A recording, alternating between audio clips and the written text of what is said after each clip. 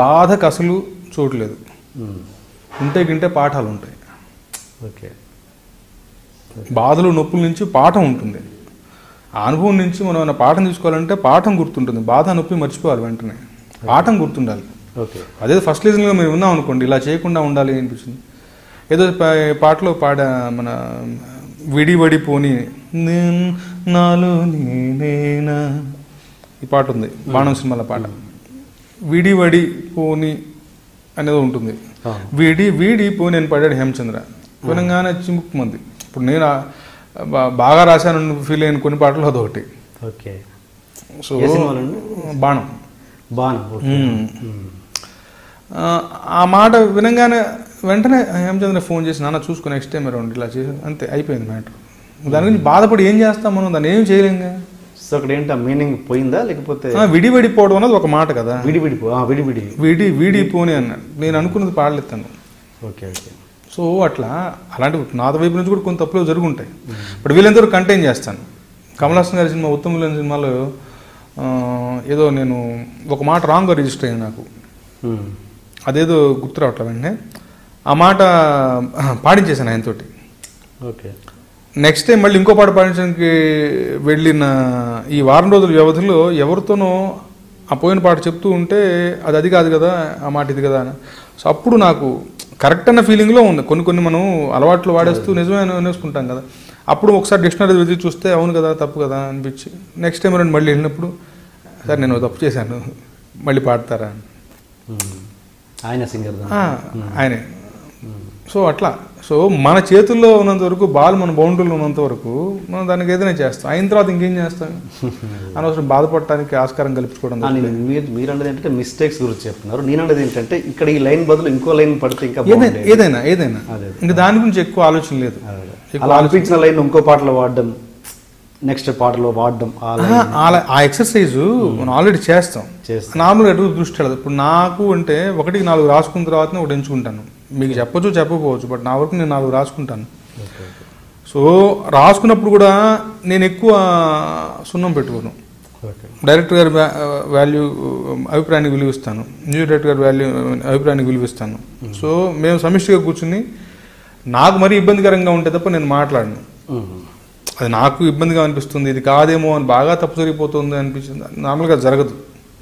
So వాళ్ళ అభిప్రాయాన్ని విలువిస్తాను అన్నప్పుడు అంతే కదా. ఇప్పుడు ఇంట్లో 100 మంది వ్యవహారం ఉండదు.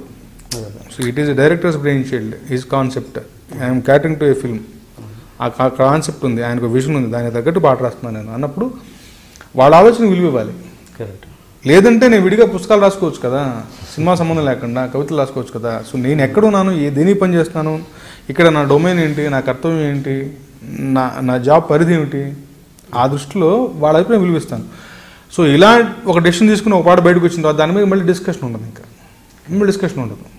ఇనఫ్ వర్క్ చేస్తాను, హోంవర్క్ చేశాను, చూపించాను, అయిపోయింది, అందరం కలిసి ఒక నిర్ణయం తీసుకున్నాం, మళ్ళీ ఆలోచించే ప్రసక్తి లేదు అక్కడ. కొన్ని సందర్భాలు చాలా సందర్భాల్లో ఈ మధ్య జరుగుతుంది ఏంటంటే ఒకే పాటని ఆల్రెడీ ఎస్టాబ్లిష్డ్ రైటర్స్ తోటి 2-3 తోటి రాయిస్తున్నారు. అంటే ఓకే ఇప్పుడు వస్తున్న ఇండస్ట్రీ వస్తున్న కొత్త రైటర్స్ తోటి రాయిస్తే అది వేరు, వాళ్ళకైతే పరీక్ష పెట్టినట్టుగా ఉంటుందేమో. కానీ ఆల్రెడీ ఎస్టాబ్లిష్డ్ రైటర్స్ తోటి కూడా రాయించడం ఉన్నది అది ఏంటి, దాన్ని మీరు ఎలా ఫేస్ చేస్తారు? మీకు అలా జరిగిందా? అలా ఎక్కువ సార్లు ఉండదు, ఎక్కువ సార్లు జరగదు, వెరీ రేర్ కేసెస్లో జరుగుతుంది అలాగా. అది పెద్ద ట్రెండ్ అని నేను అనుకోను, అది లేదు. అది కూడా ఏకకాలంలో ఇద్దరికి ఇవ్వడం జరగదు. Okay.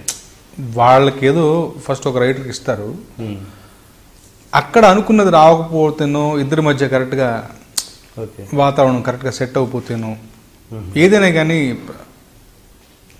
Product important, output important. So అలా ఇచ్చారని తెలిసినప్పుడు మీకు ఒక ఆతృత ఉంటుంది కదా, అతనికంటే నాది బెటర్ రావాలి, ఒక చిన్న టెన్షన్ ఉంటుంది కదా, ఖచ్చితంగా ఉంటుంది. అదేం ఉండదు, అదేం ఉండదు. జనరల్గా ఇప్పుడు ఏమిటి విషయం ఏంటి, ఏం చేయాలి, నేను అడిగితే అక్కడ ఎందుకు ఓకే కాలేదు అని అడుగుతాను. అలాంటివి ఏదైనా వచ్చినప్పుడు అక్కడ మీరు ఎందుకు కాలేదు, సో ఎటువైపు వెళ్ళింది విషయం, సో ఎందువల్ల మీకు ఓకే కాలేదు, సో ఏం చేయకూడదు నేను, సో అదే అడుగుతాను అంతే తప్ప. అండ్ ముఖ్యంగా నా దగ్గరికి అలా వచ్చినప్పుడు ఆయనకు తెలుసా నేను రాస్తానని, సో ఆయన వ్యవహారం అంతా సెటరేట్ చేశారా, ఇది ముఖ్యంగా అడుగుతాను నేను. ఫైనాన్షియల్ థింగ్స్ ఏదైనా జనరల్గా ఇట్స్ ఆల్ వన్ ఫ్రాటర్నిటీ కదా. సో రేపొద్దున మాకు మధ్య ఇబ్బంది కలగకూడదు. చాలా సామరస్య వాతావరణంలో ఉంటాం మేము. ఓకే, నేను అనేది అక్కడ అయిపోయిన తర్వాత మీరు రాయడం కాదు, ఒకేసారి ఎట్ ఏ టైం ఒక ముగ్గురికి ఇవ్వడం అన్నది అలాంటిది జరగదా? కొన్నిసార్లు తెలియకుండా జరిగిపోతుంది, కొన్నిసార్లు జరుగుతుంది. అది నాకు తెలిస్తే నేను చేయగలిగిన అతి గొప్ప పని అటువైపు వెళ్ళను నేను. ఓకే, అంతేగా. అదే మీరు ఏదో ఈ మధ్య అన్నమయ్య పాటలు ఏదో రాశారు దాంట్లో అది రాఘవేంద్రరావు గారి ఆలోచన. ఓకే, ఆయన ముందు కావాలని ముగ్గురుతో రాయిద్దాం అని చెప్పేసి ఓకే ఓకే అన్నమయ్య పాటకు పట్టాభిషేకం అని ఒక సీరియల్, మరుగున పడిన కొన్ని అన్నమాచార్య గారి కీర్తనలు స్వరపరిచి మళ్ళీ వాటిని ఒక టీవీ షోలా చేస్తూ దానికి టైటిల్ సాంగ్. సో ఆయన గొప్ప ఆలోచన. దాన్ని ముగ్గురుతో రాయిద్దాం అనే ఆలోచన. ముగ్గురిది వాడతారా లేకపోతే ఏదైనా ఒక పాటలో పల్లవి 2 చరణాలు, పల్లవి బోస్ గారు, ఒక పల్లవి నేను, ఒక పల్లవి అనంతరామన్ ఆయన ముందే అనుకుని చెప్పి